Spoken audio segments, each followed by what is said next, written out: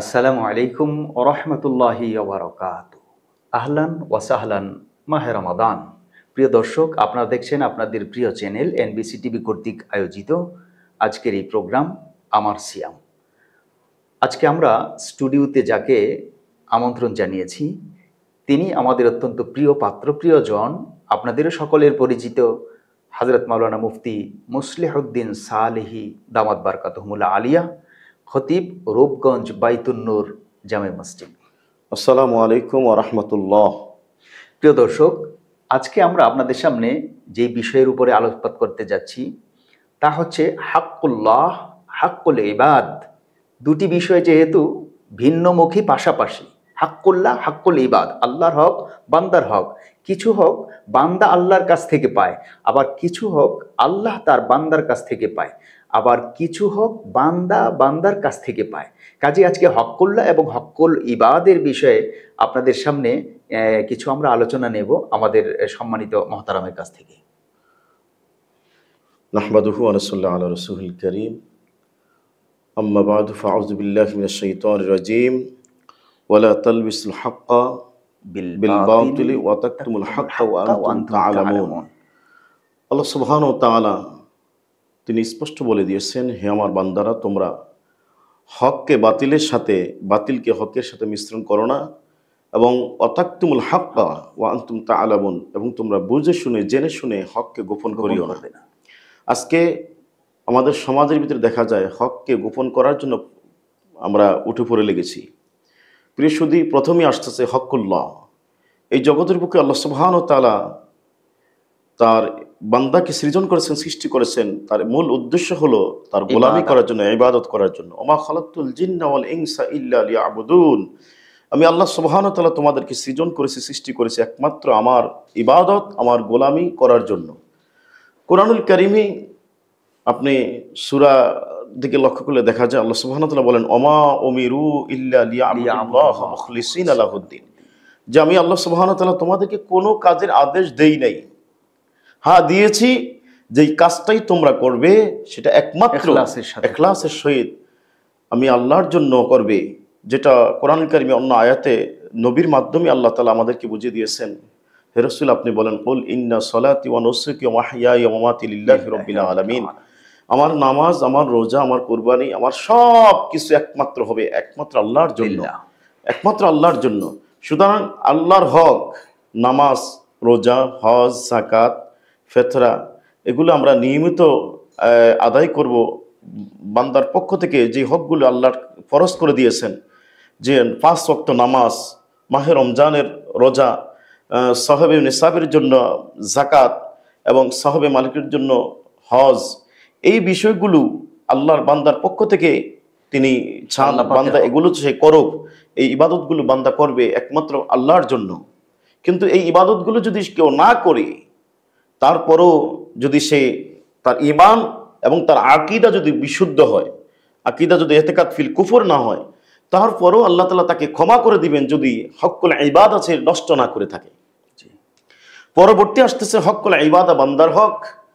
বান্দার হক আজকে আমরা একদিকে আল্লাহর হক যেমন নষ্ট করতেছি, অন্যদিকে বান্দার হক আমরা নষ্ট করতেছি। বান্দার হকের ভিতরে যেমন মা বাবার হক্কুল ওয়ালিদাইন, মা বাবার হক, এবার হক্কুল জিরান, প্রতিবেশীর হক, প্রতিবেশীর হক, হক্কুল আপনার মা বাবার হক সম্পর্কে যেখানে আল্লাহ তাআলা বলে দিয়েছেন বিল ওয়ালিদাইনি ইহসানা, তোমরা আমার ইবাদত করবে এবং মা বাবার খেদমত করবে, মামার সাথে ভালো উত্তম আচরণ করবে। ওয়াসাইনাল ইনসানা বিওয়ালিদিহি হামালাতহু উম্মুহু ওয়াহানান আলা ওয়াহানিন ওয়া ফিসালুহু ফি আমাইন। আল্লাহ সুবহানাহু ওয়া তাআলা এখানে বলেন যে তোমরা মা বাবার খেদমত করবে, মা বাবার সাথে উত্তম আচরণ করবে, মা বাবার সাথে খারাপ আচরণ করবে না। যেখানে আল্লাহ বলছেন ওয়ালা তাকুল লাহুমা উফ, উফ শব্দটিও তোমরা তাদের সাথে ব্যবহার করবে না। ওয়াকুল লাহুমা কাওলান কারীমা, কাওলান লাইয়িনা, তাদের সাথে উত্তম কথা, উত্তম আচরণ করতে হবে। এটা মা বাবার হক। তারপর হক্কুল জিরান, বান্দার হক, প্রতিবেশীর হক, যেটা আল্লাহ সুবহানাহু ওয়া তাআলা রাসূল আরবি সাল্লাল্লাহু আলাইহি ওয়াসাল্লাম বলেন যে যখনই জিবরাইল আমিন আমার কাছে আসতেন, তখনই জিবরাইল ইউসিন বিল জারে হাত্তা জানান্তু আন্নাহু সাইওয়ারিসুহু, যে জিবরাইল যখনই আমার কাছে আসছেন তখনই জিবরাইল আমাকে প্রতিবেশীর হক সম্পর্কে তাগিদ দিতেন। আমার ধারণা হয়েছে যে তাদেরকে আমার ওয়ারিস বানায় দিবেন। সুবহানাল্লাহ। রাসূল আরবি সাল্লাল্লাহু আলাইহি ওয়াসাল্লাম বলেন, যে ব্যক্তি মাইয়ুমিন বিল্লাহি মাইয়ুমিন বিল্লাহি আল্লাহি লা ইউমিনু আল্লাহি লা ইউমিনু আল্লাহু লা ইউমিনু, ওই ব্যক্তি কখনো মুমিন নয়, ওই ব্যক্তি কখনো মুমিন নয়। রাসূল বলছেন, সাবির ইয়া রাসূলুল্লাহ কানা সাতারা, রাসূল বলছেন মান জারা বাওয়াকা, যে পেট পুরো উদরপূর্তি খাইলো কিন্তু তার প্রতিবেশী ক্ষুধার্তে ক্ষুধার জ্বালানা সে গড়াগড়ি খাচ্ছে, এই ব্যক্তি কখনো নিজেকে ইমানদার বলে পরিচয় দিতে পারছে না। প্রিয় শুধু আজকে দেখা যায়, আমাদের এই আশেপাশে দেখা যায় আজকে এই যে পরের হকটা কিভাবে আমরা নষ্ট করতেছি। একই জমিন আমরা 10 বার বিক্রি করে তারপরে বলতেছি এটা আমার জমি, আমার জমি। এরপরে আরেকজনের জমিনের আতাল বা আল একেবারে সোজা করে আমরা কেটে করে সেখান থেকে টেনে নিচ্ছি। আজকে জোরজান মুল্লুক তার এই নিয়ম নীতি আমরা চলছি, বান্দার হকগুলো নষ্ট করে দিয়েছি। এই জন্য আল্লাহ কোরআনুল কারীমে আল্লাহ বলেন, ইন্নাল্লাহা লা ইয়াগফিরু আইয়ুশরাকা বিহি ওয়া ইয়াগফিরু মা দুনা যালিকা লিমান ইয়াশা। কোন ব্যক্তি যদি আল্লাহর হককে সারা জীবন যদি নাও করে, আল্লাহ চাইলে তাকে তার জীবনের সমস্ত গুনাহগুলো মাফ করে দিয়ে তাকে জান্নাতি বানিয়ে দিতে পারে। কিন্তু হ্যাঁ, যদি সে বান্দার হক নষ্ট করে, তাহলে অবশ্যই বান্দা থেকে আগে ক্ষমা চেয়ে তারপরে আল্লাহ তাকে মাফ করবে। শিরক গুনাহ ব্যতীত, শিরকের গুনাহ ব্যতীত। যদি তার ভিতরে শিরকের গুনাহ না থাকে, যদি সে শিরকে আসগর, শিরকে আকবর এবং ইতিকাদ ফিল কুফর না থাকে, তাহলে ওই ব্যক্তি আল্লাহর জান্নাতে একদিন যে যাবেই যাবে। আল্লাহ চাইলে তাকে বিনা হিসাবেও জান্নাত দিয়ে দিতে পারে। কিন্তু হ্যাঁ, যদি তার ভিতরে পরের হক নষ্ট করা থাকে, যেমন তওবার যে 4টি শর্ত, তওবার করার যে 4টি শর্ত, এর ভিতরে চতুর্থ শর্ত হলো তওবা করার খালেস ভাবে সে যে তওবা করবে। চতুর্থ শর্ত হলো অবশ্যই যদি বান্দার হক সে নষ্ট করে থাকে, বান্দার হক আদায় করে অথবা তার কাছ থেকে ক্ষমা চেয়ে নিয়ে তারপর আল্লাহর কাছে রুজু হতে হবে। কিন্তু অনেক মানুষ মনে করে যে আমি মানুষের রক্ত চষে আজকে সম্পদের পাহাড় করেছি, আরেকজনের ঘাড়ে লাথি মেরে তাকে দাবিয়ে দিয়ে আমি উঁচু হয়েছি, আজকে সম্পদের কারিগরি মালিক, গাড়ি বাড়ি মালিক হয়েছি। কিন্তু পরে দেখা যায় সে দান সদকা করে, মসজিদ মাদ্রাসা করে মনে করে যে সে বড় আল্লাহ হয়েছে। প্রতি বছর সে হজে যা উমরা করে মনে করেছে অনেক কিছু হয়ে গেছে।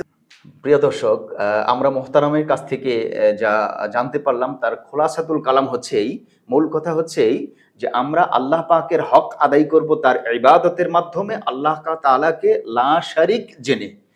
কোনো কিছুর মধ্যে আল্লাহ তাআলাকে অংশীদারিত্ব, আল্লাহ তাআলার সাথে কাউকে আমরা শরিক করব না। লা শরিক জেনে যদি আমরা ইবাদত করি, আমরা হকুল্লাহ পালন করতে পারবো। আর বান্দার হক পুঙ্খানুপুঙ্খ রূপে আল্লাহর বিধান মতো যদি আমরা আদায় করতে পারি, হাক্কুল্লাহ এবং হাক্কুল ইবাদ যদি আমরা আদায় করে পরকালের জন্য প্রস্তুতি নিয়ে যেতে পারি, এটাই আমাদের জন্য বেটার হবে, ভালো হবে। প্রিয় দর্শক, আপনাদেরকে পরবর্তী অনুষ্ঠান জানিয়ে আজকে 24শে রমাদানের অনুষ্ঠান হাক্কুল্লাহ হাক্কুল ইবাদ সম্পর্কে এখানেই সমাপ্ত করছি। আসসালামু আলাইকুম ওয়া রাহমাতুল্লাহি ওয়া বারাকাতুহু।